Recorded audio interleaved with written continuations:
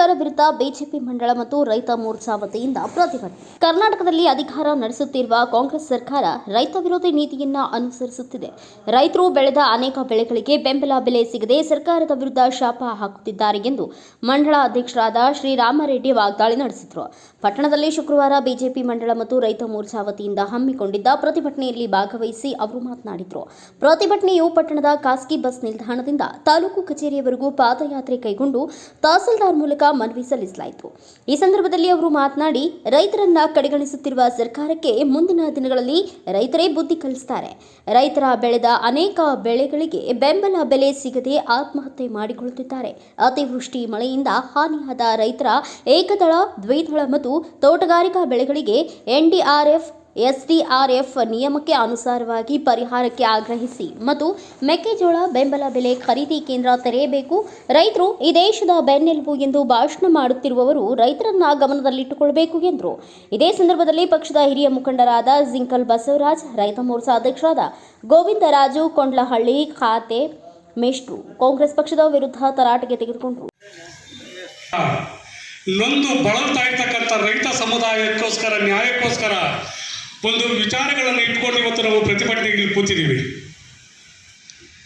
ಈಗಾಗಲೇ ಹಲವಾರು ಬಾರಿ ರಾಜ್ಯದಲ್ಲಿರುವಂಥ ರೈತ ಸಂಘಟನೆಗಳು, ಕಿಸಾನ್ ಸಂಘಟನೆಗಳು ರೈತರ ಧ್ವನಿಯಾಗಿ ಹಲವಾರು ಬಾರಿ ಪ್ರತಿಭಟನೆಗಳನ್ನು ಮಾಡಿ ರೈತರ ಸಮಸ್ಯೆಗೆ ಸ್ಪಂದಿಸುವುದಕ್ಕೆ ಈ ಸಿದ್ದರಾಮಯ್ಯ ಸರ್ಕಾರಕ್ಕೆ ಹಲವಾರು ಬಾರಿ ಮನವಿಯನ್ನು ಮಾಡಿಕೊಂಡ್ರೂ ಸಹ ಕಿವುಡು ಸರ್ಕಾರವಾಗಿ ವರ್ತನೆ ಮಾಡ್ತಕ್ಕಂಥದ್ದನ್ನ ಖಂಡಿಸಿ ಇವತ್ತು ಭಾರತೀಯ ಜನತಾ ಪಕ್ಷ ಇವತ್ತು ಇಡೀ ರಾಜ್ಯಾದ್ಯಂತ ನಿನ್ನೆಯಿಂದಲೂ ಪ್ರಾರಂಭವಾಗಿ ಎಲ್ಲ ಕಡೆಯಲ್ಲೂ ಒಂದು ಪ್ರತಿಭಟನೆಯನ್ನ ಮಾಡಿ ಎಚ್ಚರಿಸುವಂತ ಕೆಲಸವನ್ನು ಮಾಡಲಿಕ್ಕೆ ನಾವಿಲ್ಲಿ ಸೇರಿದ್ದೇವೆ.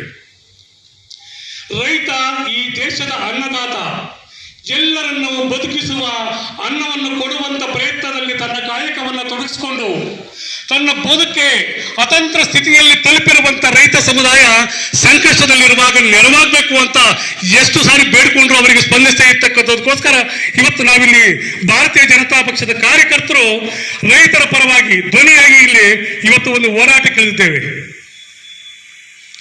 ರೈತರ ಸಮಸ್ಯೆಗಳು ದಿನಕ್ಕೊಂದು ಸಮಸ್ಯೆಗಳು ಬಿಗಡಾಯಿಸ್ತಾ ಇದ್ದಾವೆ. ಬೆಳೆದಂತ ಉತ್ಪನ್ನಕ್ಕೆ ಒಂದು ಸರಿಯಾದ ಬೆಲೆ ಸಿಗದೆ ರೈತ ಹತಾಶ ಸ್ಥಿತಿಯನ್ನು ತಲುಪಿದಾಗ ತನ್ನ ಬದುಕಿನ ನಿರ್ವಹಣೆಯನ್ನು ಬಿಟ್ಟು ದೇಶದ ಹಿತವನ್ನು ಕಾಪಾಡೋದಕ್ಕೋಸ್ಕರ ರೈತ ಇದ್ದಾರೆ.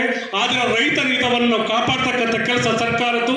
ಆ ಸರ್ಕಾರ ಮೈ ಮರೆತು ಕೂತಿದೆ. ಹಾಗಾಗಿ ನಾವು ಇವತ್ತು ಇಲ್ಲಿ ಹೋರಾಟಕ್ಕೆ ಇಳಿದಿದ್ದೇವೆ. ಸಿದ್ದರಾಮಯ್ಯ ಅವರ ಸರ್ಕಾರ 2023ರಲ್ಲಿ ಬರುವಂತ ಸಂದರ್ಭದಲ್ಲಿ ಇಡೀ ರಾಜ್ಯದ ಜನತೆಗೆ ಆಶಾಗೋಪುರಗಳನ್ನು ಕಟ್ಟಿ ಗ್ಯಾರಂಟಿಗಳ ಭರವಸೆಗಳು ಮತ್ತು ರೈತ ಸಮುದಾಯಕ್ಕೂ ದೊಡ್ಡ ದೊಡ್ಡ ಭರವಸೆಗಳನ್ನು ಕೊಟ್ಟು ಇವತ್ತು ಆಡಳಿತದಲ್ಲಿ ಕೂತ್ಕೊಂಡಿದೆ. 2.5 ವರ್ಷಗಳಲ್ಲೂ ಅವರು ಮಾಡಿರುವಂತಹ ಸಾಧನೆ ಏನು ಅಂದರೆ ಶೂನ್ಯ ಶೂನ್ಯ ಶೂನ್ಯ ಅಂತ ಪರಿಸ್ಥಿತಿಯಲ್ಲಿ ಇವತ್ತು ನಮ್ಮ ರೈತ ಸಮುದಾಯವನ್ನು ಇಟ್ಟಿದೆ.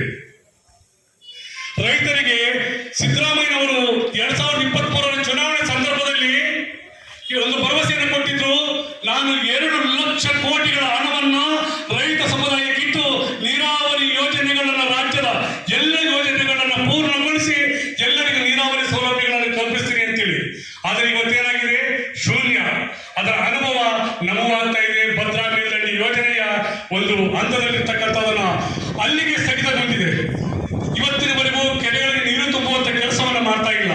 ಅಂತ ಒಂದು ಜ್ವಲಂತ ಸಮಸ್ಯೆಯನ್ನು ನಾವು ನಮ್ಮ ಜಿಲ್ಲೆಯ ರೈತರು ಇವತ್ತು ಅನುಭವಿಸ್ತಾ ಇದ್ದೇವೆ.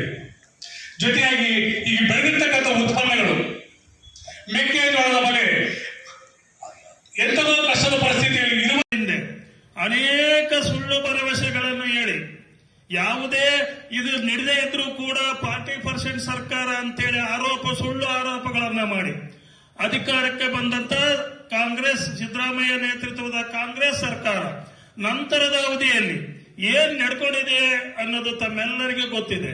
ದುರಾಡಳಿತ, ಯಾವುದೇ ಗ್ಯಾರಂಟಿಗಳು ಅಂತ ಹೇಳ್ಕೊಂಡು ಬಂದು ಯಾವುದೇ ಅಭಿವೃದ್ಧಿ ಶೂನ್ಯ ಸರ್ಕಾರ, ರೈತ ವಿರೋಧಿ ಸರ್ಕಾರ.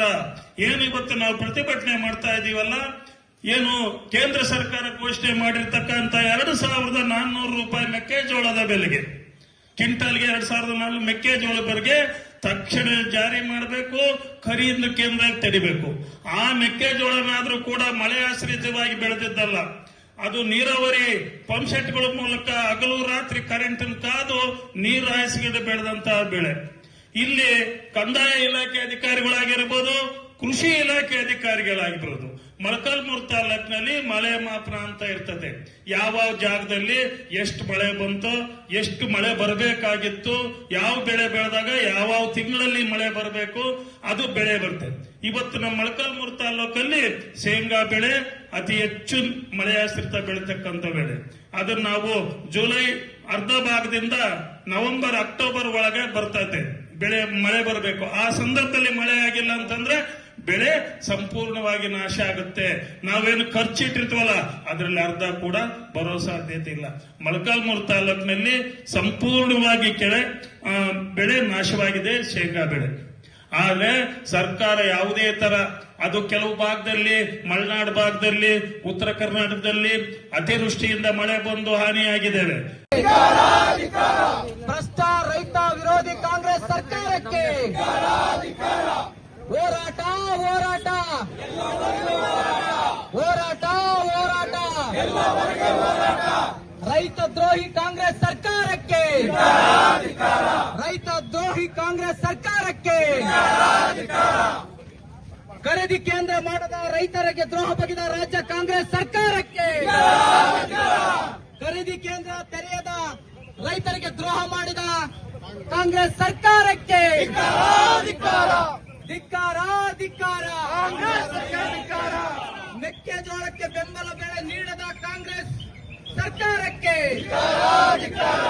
ಮೆಕ್ಕೆಜೋಳ ಬೆಂಬಲ ಬೆಲೆ ನೀಡದ ಭ್ರಷ್ಟ ಕಾಂಗ್ರೆಸ್ ಸರ್ಕಾರಕ್ಕೆ ಹೋರಾಟ ಹೋರಾಟ ಎಲ್ಲವರಿಗೆ ಹೋರಾಟ ಹೋರಾಟ ಹೋರಾಟ ಎಲ್ಲವರಿಗೆ ಹೋರಾಟ.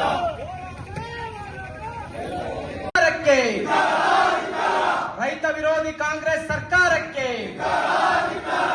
ಕೇಂದ್ರ ಖರೀದಿ ಕೇಂದ್ರ ತೆರೆಯದ ಭ್ರಷ್ಟ ಕಾಂಗ್ರೆಸ್ ಸರ್ಕಾರಕ್ಕೆ ಹೋರಾಟ ಹೋರಾಟ. ರೈತ ದ್ರೋಹಿ ಕಾಂಗ್ರೆಸ್ ಸರ್ಕಾರಕ್ಕೆ, ರೈತ ದ್ರೋಹಿ ಕಾಂಗ್ರೆಸ್ ಸರ್ಕಾರಕ್ಕೆ ಬೆಂಬಲ ಬೆಲೆ ಘೋಷಿಸುತ್ತಿರುವ ಭ್ರಷ್ಟ ಕಾಂಗ್ರೆಸ್ ಸರ್ಕಾರಕ್ಕೆ ಅಯ್ಯಯ್ಯೋ ಅಯ್ಯಯ್ಯೋ ಅನ್ಯಾಯ ಅನ್ಯಾಯ. ಸರ್ಕಾರಂತೆ ಸರ್ಕಾರ, ಸರ್ಕಾರಂತೆ ಸರ್ಕಾರ, ಅನ್ನದಾತರಿಗೆ ಪರಿಹಾರ ನೀಡದ ಭ್ರಷ್ಟ ಕಾಂಗ್ರೆಸ್ ಸರ್ಕಾರಕ್ಕೆ.